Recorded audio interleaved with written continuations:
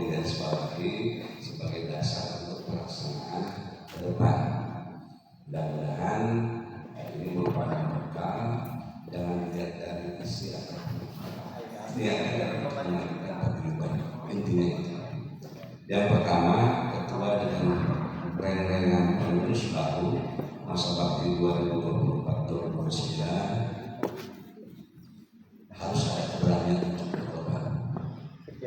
Yang namanya bertobat bukan hanya harta, bukan hanya materi, tetapi waktu, tenaga, pikiran, konsen semua terhadap paguyuban.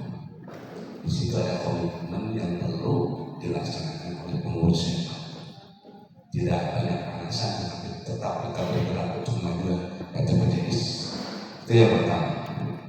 Yang kedua, ketua apabila ada kegiatan apapun harus didampingi oleh sekretaris di pengalaman.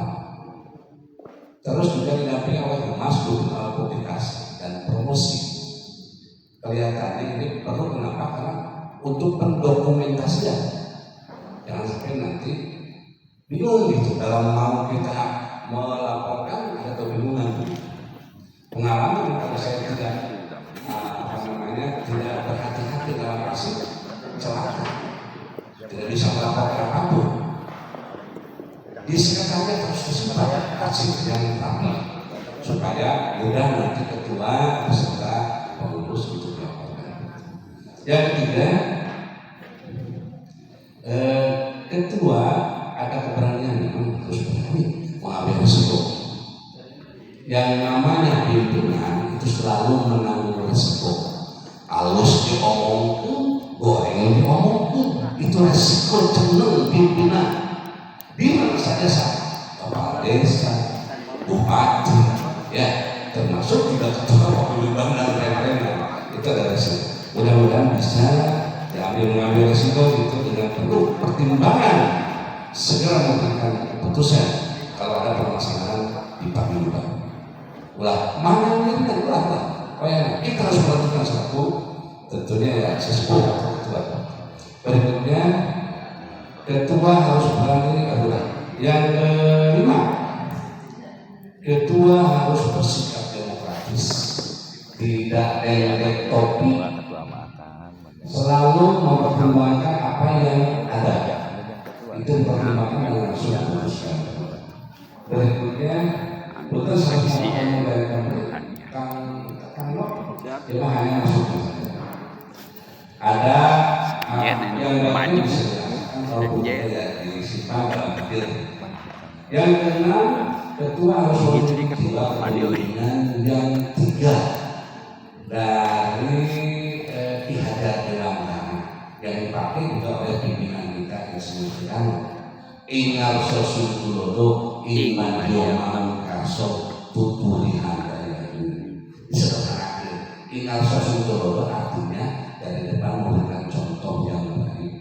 Mudah-mudahan pengurus kita bisa memberikan contoh yang baik ke depan. Adapun yang lalu umpamanya ada hal-hal yang kira-kira ini yang mudah-mudahan itu bukan pengalaman. Berikutnya inal kaso di tengah-tengah membangunkan asa, kehendak, semangat untuk maju.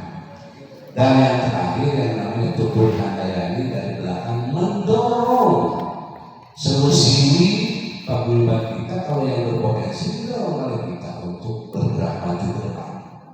Jadi orang Sunda lagi saurnya kalau sesepuh di kota lagi punten ka pengkeran, punten ka payunan, ulah punten ka payunan, tapi punten abdi di kayu. Tidak usah pulang, kita harus berani ke depan, jangan di belakang terus, tapi kita berani di depan untuk tampil. Berikutnya, yang itu ketua dan bendahara harus segera membuka rekening paguyuban di bank, karena kalau kita nanti menggunakannya kan gampang. Kenapa terjadi ada dua rekening? Dulu kita buka di BRI, ya, di BRI. Karena kesibukan bendahara kadang-kadang sulit karena tugas hari kita seperti saya sendiri karena sudah pensiun banyak waktu. Kalau bendahara kadang-kadang sulit karena ada tugas. Itu sulit kadang-kadang perlu cek apa sulit. Sehingga pernah terjadi pembukaan rekening di kantor pos langsung juga. Waktu itu tanda tangan harusnya 2an karena yang saat pada hadir bendahara itu akan oleh ketua, sehingga ketua mau pegang rekening pada saat itu. Kalau rekening dipegang, tapi kadang-kadang pencairannya kan bisa langsung oleh ketua, bisa juga oleh bendahara. Nanti ke depan mudah-mudahan berdua pakai memori tambahan gitu. Jadi sebagai contoh, hanya mudah-mudahan konsen semuanya para berkorban.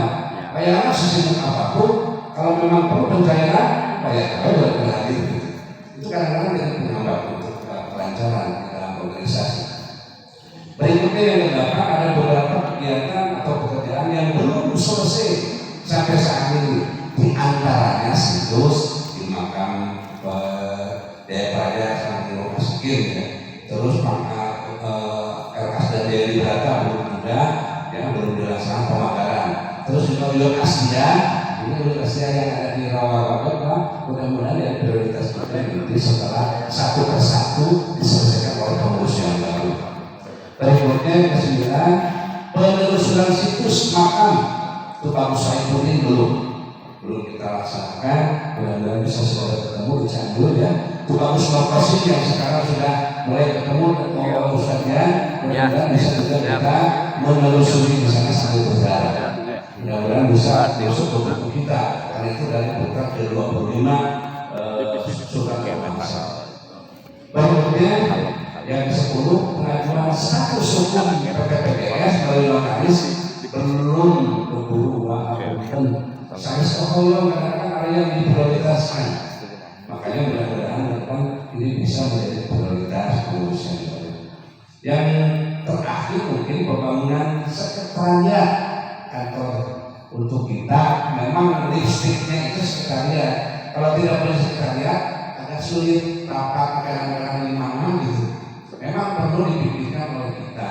Kang Sudi sudah memberikan gambaran kemarin kalau bisa di samping ini dibangun sekretariat supaya sepanjang belum dijual. Tapi memang dijual ya lahan sampai di depan situ. Tapi sebelum itu kan terjadi akhir masa penjualan akan tersedia emasnya terdalam. Kita bisa lampahkan dulu di sini untuk sekretariat bisa dibangun. Apakah bahannya dari baja atau dari bambu? Kalau bambu itu harus beli, ya.